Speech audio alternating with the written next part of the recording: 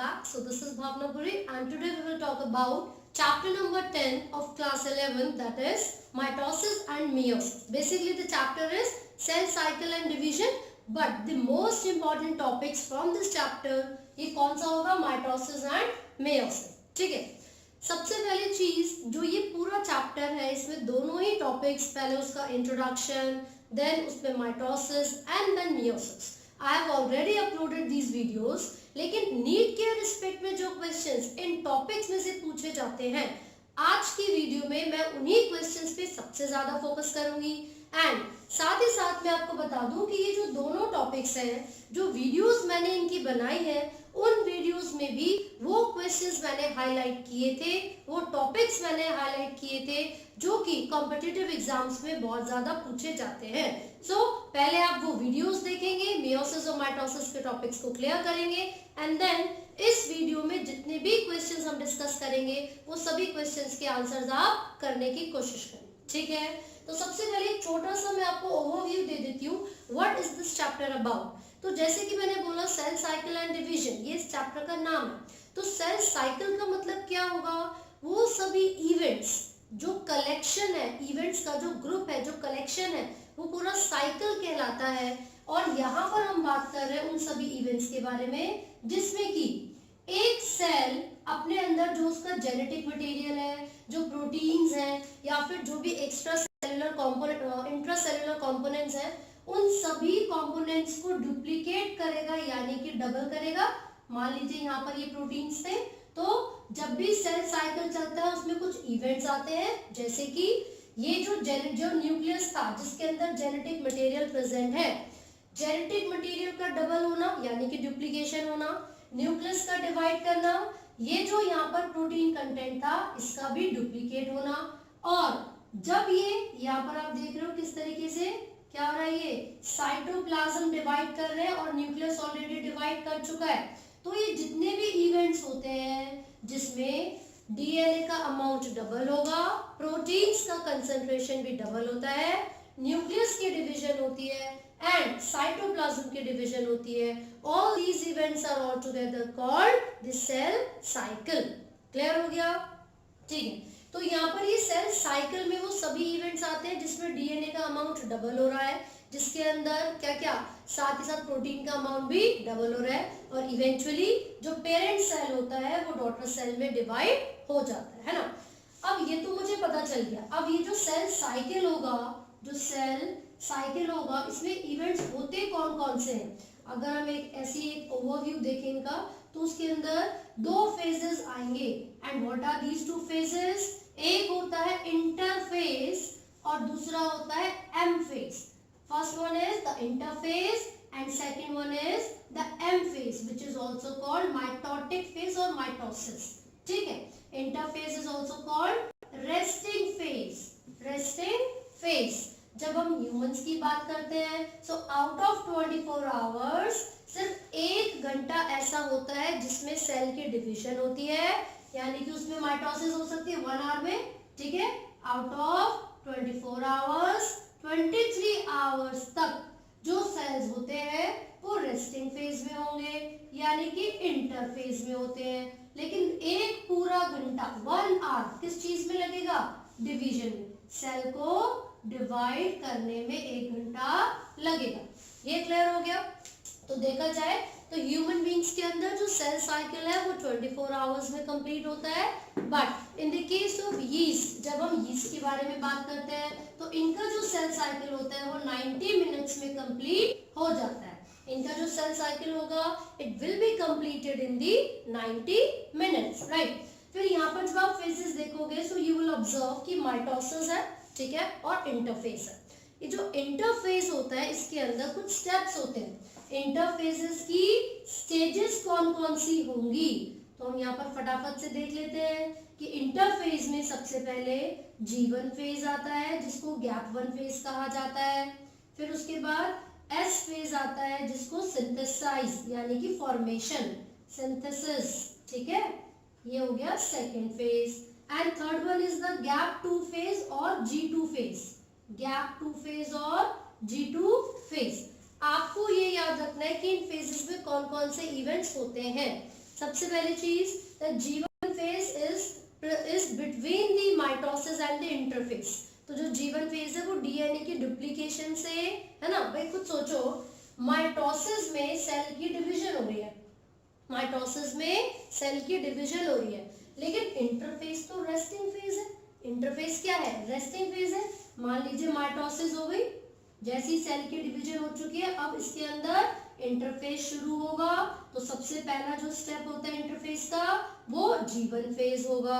G1 phase को preparatory phase भी कहते हैं, क्योंकि इसके अंदर उन सभी प्रोटीन्स या फिर उन सभी सेलुलर कंपोनेंट्स की जो एक्टिविटी होती है वो इंक्रीज हो जाती है। कौन से सेलुलर कंपोनेंट्स, कौन से प्रोटीन्स? जो कि डीएनए के अमाउंट को डबल करते हैं, जो कि सिंथेसाइज यानी कि फॉर्मेशन में हेल्प करेंगे, किसकी? डीएनए की। तो यानी कि गैप 1 फेज प्रिपरेटरी फेज होता है।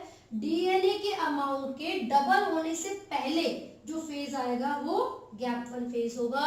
सेल इसके अंदर मेटाबॉलिकली एक्टिव रहते हैं, तैयारी चलती है डीएनए के डबल होने की, पर ना तो डीएनए डबल होता है और ना ही सेल डिवाइड होता है ना। तो डीएनए डबल होगा कब? वो होगा एस फेज में, जिसको हम कहते हैं सिंथेसिस। तो यहाँ पर the amount of DNA doubles, अगर इनिशियली 2C था तो ये 4C हो जाएगा।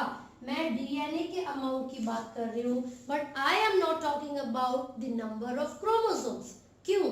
क्योंकि जो पेरेंट सेल में नंबर ऑफ क्रोमोसोम्स थे, माइटोसिस के केस में सेम नंबर ऑफ क्रोमोसोम्स ही डॉटर सेल्स में जाते हैं। ये आपको याद रखना है, number of chromosomes remain same, लेकिन amount of DNA is doubled, amount of DNA is doubled. फिर साथ साथ आप देखोगे कि सेंट्रियोल वगैरह की फॉर्मेशन भी स्टार्ट हो जाती है, और G2 में जो बाकी प्रोटीन्स हैं, जो सेल्यूलर कंपोनेंट होते हैं, उन सब की भी फॉर्मेशन स्टार्ट हो जाएगी। तो these are the phases of interphase. अब माइटोसिस में मैं आपको बता रही हूँ 4 फेजेस आपको पढ़ने हैं, prophase, metaphase, anaphase and telophase. जो प्रो है, प्रो का मतलब बिगनिंग से है, स्टार्टिंग से है, तो प्रोफेज में डीएनए कॉम्पैक्टली अरेंज्ड होगा। फिर उसके बाद जो क्रोमोसोम्स हैं वो प्रॉपर तरीके से अपीयर होना स्टार्ट हो जाते हैं eight the end of prophase. ये प्रोफेज की बात होगी, कॉम्पैक्टली अरेंज्ड थे। फिर eight the end of prophase nuclear envelope disappear हो जाता है, फिर न्यूक्लियोलस भी डिसअपियर होगा, एंडोप्लाज्मिक रेटिकुलम या जितने भी सेल ऑर्गेनेलीज हैं वो सब डिसअपियर हो जाते हैं। जब हम मेटाफेज की बात करते हैं तो मेटाफेज की कैरेक्टरिस्टिक फीचर क्या होगी?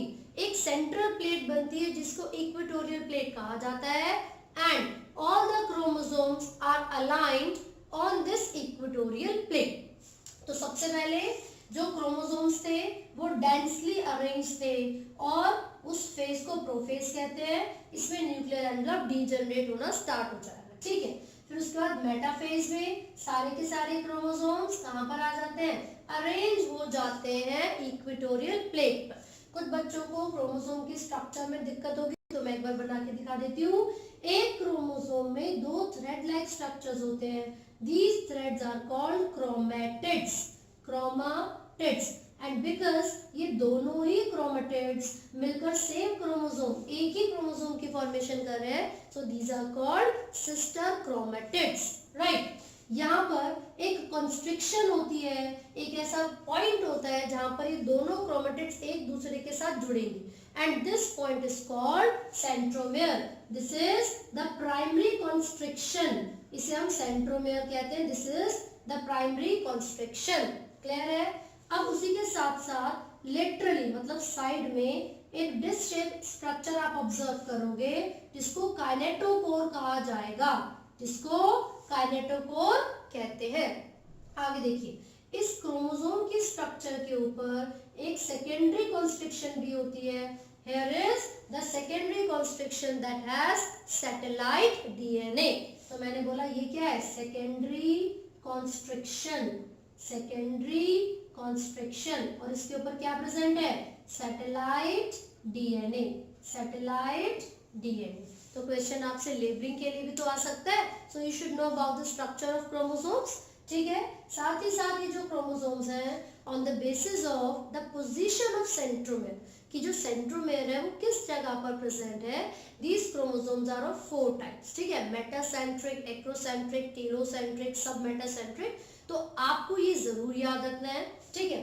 साथ ही साथ मैं आपको बता दूं कि जो स्टेजेस चलती हैं माइटोसिस के अंदर वो 1 बाय 1 चलेंगी, है ना। तो जैसे प्रोफेज हुआ था, फिर मेटाफेज आया, मेटाफेज में इक्वेटोरियल प्लेट पर सारे क्रोमोसोम्स आ चुके हैं।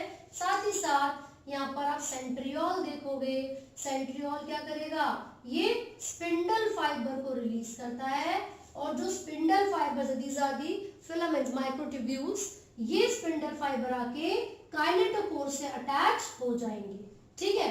और पता है किस तरीके से होते हैं ये स्पिंडल फाइबर, जैसे आपने ब्लाइंड पीपल की स्टिक देखी होगी, फोल्डिंग स्टिक्स होती है, उनकी खोल देते हैं, वो खोल देते हैं, है ना। बिल्कुल वैसे ही ये स्पिंडल फाइबर आगे चलते रहते हैं, फिर वापस हो जाएंगे, फिर एक्सटेंड करेंगे।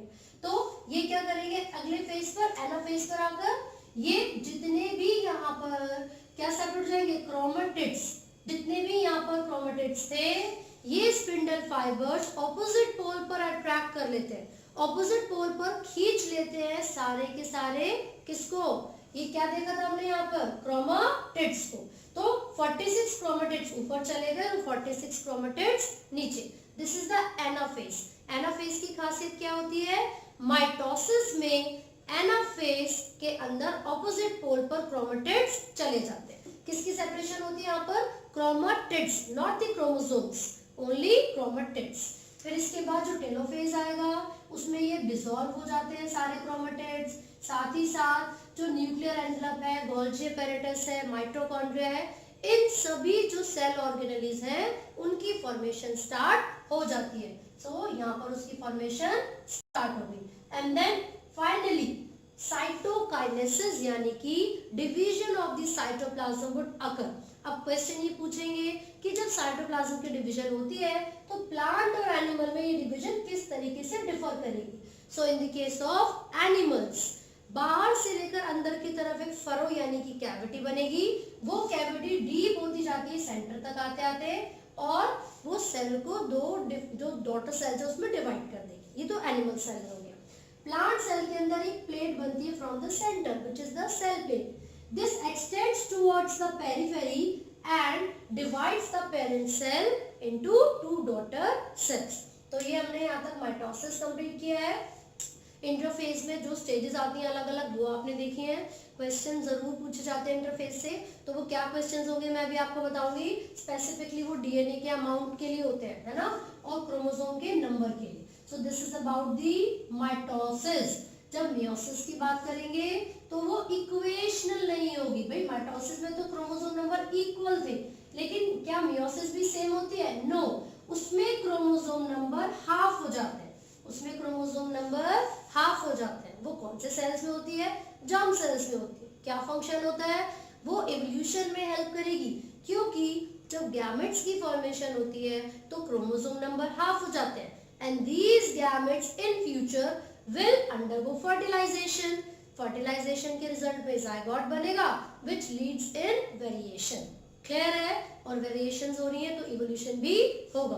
तो माइटोसिस को इक्वेशनल डिवीजन, मियोसिस को रिडक्शनल डिवीजन।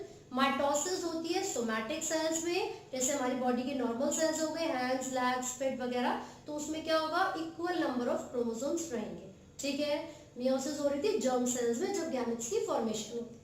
उसके बाद आप माइटोसिस में देखेंगे कि जो न्यूक्लियोसाइटोप्लाज्मिक रेशियो है उसको मेंटेन करना होता है ताकि सभी बॉडी के सेल्स में इक्वल नंबर ऑफ क्रोमोसोम रहे, और मियोसिस में गैमेट्स में हाफ नंबर को मेंटेन करना होता है ताकि जो नेक्स्ट जनरेशन आएगी, जो जायगोट बनेगा, उसमें पेरेंटल जो ऑर्गेनिजम्स थे, जो स्पीशीज थी, उन्हीं के same number of chromosomes over the generations equal या मेंटेन किए जा सके। क्लियर हो गया? साथ ही साथ माइटोसिस सेल रिपेयर में और डैमेजिंग को भी करेक्ट करने में यूज की जाती है। तो अब मियोसिस के स्टेप्स अगर मैं आपको बताऊं, मैंने बोला रिडक्शनल डिवीजन है, क्रोमोसोम नंबर हाफ हो जाते हैं, और इसमें 2 स्टेप्स होंगे, मियोसिस 1 एंड मियोसिस 2, ठीक है। एक शॉर्ट लिव स्टेज होती है इन दोनों के बीच में, इंटरकाइनेसिस उसको कहा जाता है। मियोसिस 1 और मियोसिस 2 के बीच में स्टेज होती है इंटरकाइनेसिस। तो अब यहाँ पर देखोगे इसमें प्रोफेज 1 होगा, फिर भाई ये तो मियोसिस 1 की बात हो रही है, तो यहाँ पर प्रोफेज 2 होगा, ठीक है। प्रोफेज के बाद मेटाफेज 1 आएगा, फिर एनाफेज 1 आएगा, देन टेलोफेज 1 आएगा, ठीक है। यहाँ पर मेटाफेज 2, एनाफेज 2 और टेलोफेज 2। तो इस तरीके से यहाँ पर 2 स्टेजेस आती हैं मेयोसिस के अंदर, है ना। फर्स्ट स्टेज में पता क्या हो रहा था, सबसे पहली और मोस्ट इंपॉर्टेंट चीज, prophase 1 is the longest phase of meiosis. Prophase 1 is the longest phase. एक क्वेश्चन आपसे पूछेंगे कौन कौन सी स्टेजेस आती हैं, देखिए, लेप्टोटीन, जाइगोटीन, पैकार्टीन, डिप्लोटीन, डाइकाइनेसिस। फिर से बताती हूँ, लेप्टोटीन, जाइगोटीन, पैकार्टीन, डिप्लोटीन, डाइकाइनेसिस। ये सारी स्टेजेस, पांचों की पांचों स्टेजेस प्रोफेज 1 के अंदर आएंगी। इस स्टेज में क्या होता है, सबसे इंपॉर्टेंट क्वेश्चन इसमें से पूछा जाएगा, ध्यान से सुनिए। इस स्टेज में initially the chromosomes were condensely arrange. तो जो लेप्टोटीन स्टेज है वहां पर आप ऑब्जर्व करोगे क्रोमोसोम्स टाइटली पैक्ड थे, ठीक है, these were the chromatids actually which were condensed. लेकिन at the end of this leptotene stage the chromosomes could be seen clearly. लेकिन लेप्टोटीन स्टेज के एंड तक आते आते आप इन क्रोमोसोम्स को ऑब्जर्व कर सकते हो, ठीक है। चलो भाई, ये प्रोफेज 1 का लेप्टोटीन हो गया। अब इसके बाद कौन सी स्टेज आएगी, लेप्टोटीन के बाद जाइगोटीन, इसके बाद आती है zygotene. So what happens in the zygotene, the homologous chromosomes, जो एक जैसे लगने वाले क्रोमोसोम्स हैं, that carry genes on the same positions, ये होमोलोगस क्रोमोसोम्स एक दूसरे के सामने आते हैं और पेयरिंग करना स्टार्ट कर देते हैं। फिर से सुनिए, लैप्टोटीन में initially the chromatids were compactly arranged, but at the end of leptotene the chromosomes can be seen clearly. Zygotene आती है इसके बाद, जिसमें होमोलोगस क्रोमोसोम्स पेयरिंग करना स्टार्ट कर देते हैं, एक दूसरे के साथ पेयर करेंगे और एक कॉम्प्लेक्स बनेगा which is called synaptonemal complex. Synaptonymal complex. What is this complex called? Synaptonymal complex. इसको क्या कहते हैं, Synaptonymal complex। साथ ही साथ आप देखोगे 2 क्रोमोसोम्स एक साथ प्रेजेंट है, 2 होमोलोगस क्रोमोसोम्स है ना, so it forms bivalent. What does it form? Bivalent. और बाइवेलेंट को ही टेट्राड भी कहा जाता है। Why so? टेट्राड क्यों कहते हैं, क्योंकि 4 क्रोमैटिड्स है, 2 क्रोमोसोम है तो बाइवेलेंट, 4 क्रोमैटिड्स है तो फिर टेट्राड, ठीक है ना, ये आपको याद रखना है। 2 क्रोमोसोम्स है तो बाइवेलेंट, 4 क्रोमैटिड्स है तो टेट्राड। आगे बढ़ते हैं, फिर जाइगोटीन के बाद आती है pachytene stage. What happens in this stage, एक एंजाइम होता है जिसका नाम है रिकॉम्बिनेस। क्या नाम है, रिकॉम्बिनेस। तो ये जो एंजाइम है वो पैकार्टीन स्टेज में एक्टिव होता है और रिकॉम्बिनेशन का प्रोसेस करवाता है। Now what is recombination, recombination इसका मतलब है यहाँ पर जो 2 होमोलोगस क्रोमोसोम्स थे इनके बीच में क्रॉसिंग ओवर, यानी कि एक्सचेंज ऑफ जेनेटिक मटेरियल होगा, एक्सचेंज ऑफ जेनेटिक मटेरियल होगा। The segment of one chromosome will be exchanged with the segment of another chromosome and this site of crossing over is called chiasmata। Clear हो रहा है, तो हमने leptotene, zygotene, पैकार्टीन stage पढ़ा। पैकार्टीन में recombination होता है with the help of an enzyme recombinase and this process crossing over, इसका मतलब क्या है, exchange of genetic material between the homologous chromosomes and the site of exchange over या फिर crossing over is called chiasmata। ठीक है, फिर अब पैकार्टीन के बाद डिप्लोटीन स्टेज आती है। डिप्लोटीन स्टेज में आप ऑब्जर्व करोगे X shaped structure. Diplotene stage में you will observe the X shaped structure. तो कई बार ऐसा होता है कि जो chiasmata था उसके अलावा जो होमोलोगस क्रोमोसोम्स थे वो एक दूसरे से डिसोसिएट हो जाएंगे and it will be forming an x shape structure. तो ऐसे बहुत सारे प्लांट और एनिमल्स के सेल्स होते हैं जो कि अपनी ग्रोथ को इस स्टेज में सस्पेंड कर देते हैं, वो महीनों तक, सालों तक इस स्टेज में भी रुक सकते हैं। ठीक है, आपने फीमेल में जब oogenesis का प्रोसेस पढ़ा होगा तब आपने इस चीज को देखा होगा कि प्रोफेज 1 में oogonia की जो स्टेज है वो सस्पेंड कर जाती है ना। फिर उसके बाद जो लास्ट स्टेज यहाँ पर आता है, this is the diakinesis and during this stage again the chromosomes are compactly arranged. Chromosomes are compactly arranged and जब ये लास्ट फेज के बारे में हम बात कर रहे हैं जहां पर क्रोमोसोम्स कॉम्पैक्टली अरेंज्ड है, They will again form homologous chromosomes with the segments interchanged. क्योंकि यहाँ पर क्रॉसिंग ओवर ऑलरेडी हो चुका है, अब उसके बाद ये क्रोमोसोम्स कॉम्पैक्टली अरेंज हो गए थे, ठीक है। फिर से जब ये धीरे धीरे धीरे धीरे अपनी नॉर्मल पोजीशन पर आएंगे, सो दे विल बी इस तरीके से, they will be like this, homologous chromosomes है, लेकिन अब इनके अंदर जो जेनेटिक मटेरियल था वो एक्सचेंज हो चुका है, ठीक है। So normally this was the prophase 1, अब क्या होगा, मेटाफेज 1 आएगा। And how does this metaphase 1 differ from metaphase of mitosis? कैसे डिफरेंट है, देखिए, जब आपने माइटोसिस पढ़ा था तो पूरे के पूरे 46 के 46 क्रोमोसोम इक्वेटोरियल प्लेन पर अलाइन थे, एक ही साथ, एक ही प्लेट पर। यहाँ पर दो इक्वल एक दूसरे के आमने सामने देखोगे आप, होमोलोगस क्रोमोसोम्स ये जो मेटाफेज की प्लेट है या फिर जो इक्वेटोरियल प्लेट है, इस पर इस तरीके से अरेंज होंगे। यहाँ पर 23 क्रोमोसोम ऊपर है और 23 क्रोमोसोम्स नीचे। अब यहाँ पर सेंट्रियोल बन चुका है, सेंट्रियोल ने स्पिंडल फाइबर को रिलीज किया, ये स्पिंडल फाइबर आके काइनेटोकोर से जुड़ गए। नाउ अब ये जो होमोलोगस क्रोमोसोम्स है वो सेपरेट हो जाएंगे, जबकि माइटोसिस में मेरे भाई क्रोमेटिड्स सेपरेट हो रहे थे, chromatids were getting separated. But in the case of meiosis 1 and metaphase 1, the homologous chromosomes